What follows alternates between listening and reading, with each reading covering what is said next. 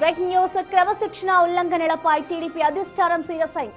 మరీ ముఖ్యంగా తిరువూరు ఎమ్మెల్యే కొలికపూడి శ్రీనివాస్ తీరుపై ఆ పార్టీ చీఫ్ పల్లా శ్రీనివాసరావు నిప్పులు చెరిగారు. కొలికపూడికి ఇప్పటికే చివరి హెచ్చరిక జారీ చేశామని, ఇకపై ఆయనతో మాట్లాడే ప్రసక్తే లేదని పల్లా కుండబద్దలు కొట్టారు. అసెంబ్లీ లాబీలో చిట్చాట్ చేసిన పల్లా ఎమ్మెల్యే కొలికపూడి వైఖరిని తీవ్రంగా తప్పుపట్టారు.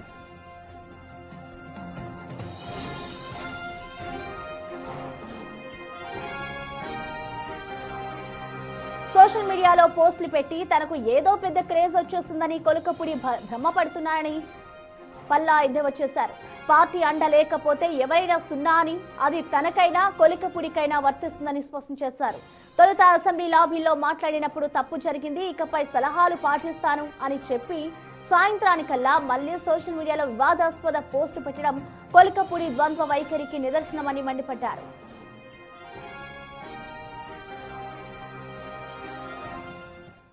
దీనికి సంబంధించిన మరింత సమాచారాన్ని మా ప్రతినిధి శివ అందిస్తారు. శివ,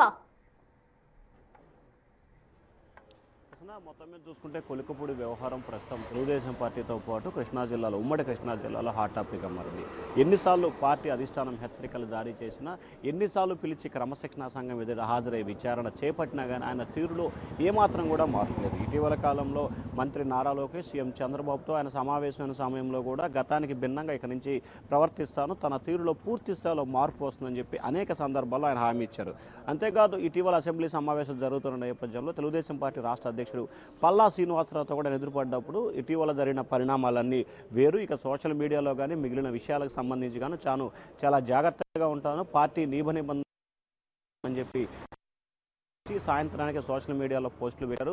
సోషల్ మీడియాలో పోస్టులు పెట్టినంత మాత్రాన హీరోలు కాదు, ఎవరికైనా సరే పార్టీ జెండా లేకపోతే జీరో అని చెప్పి ఆయన స్పష్టమైన హెచ్చరిక జారీ చేసి, ఇది కొలికపూడి శ్రీనివాస్ కావచ్చు, నేను కావచ్చు, ఒక ఎక్స్ కావచ్చు, వై కావచ్చు, ఎవరికైనా సరే పార్టీ యొక్క అధిష్టానం, పార్టీ కీలకం, పార్టీ లేకపోతే ఇండిపెండెంట్గా పోటీ చేసినా కానీ ఆర్థికంగా కుప్పగూలిపోవడం తప్ప సాధించేది శూన్యమని హెచ్చరికలు జారీ చేశారు. అలాగే ఇక కొలికపూడి వ్యవహారానికి సంబంధించి తాము పిలిచేది లేదు, మాట్లాడేది లేదని చెప్పి కఠినంగా ప్రకటించారు. అంతేకాదు ఆయనతో చర్చలు జరపాల్సిన అవసరం లేదు, ఇప్పటికే అనేక సందర్భాల్లో పిలిచి హెచ్చరికలు జారీ చేశాం, ఆయనకిచ్చిన టైము గడువు పూర్తి స్థాయిలో ముగిసిపోయింది, ఇక పార్టీకి సంబంధించి క్రమశిక్షణ చర్యలు తీసుకోవటమే తదుపరి. ఈ అంశానికి సంబంధించి సీఎం చంద్రబాబుతో మాట్లాడి త్వరలోనే నిర్ణయం తీసుకుంటామని చెప్పి కొలికపూడి వ్యవహారంపై రాష్ట్ర అధ్యక్షుడు పల్లా శ్రీనివాసరావు కీలకమైన ప్రకటన చేశారు.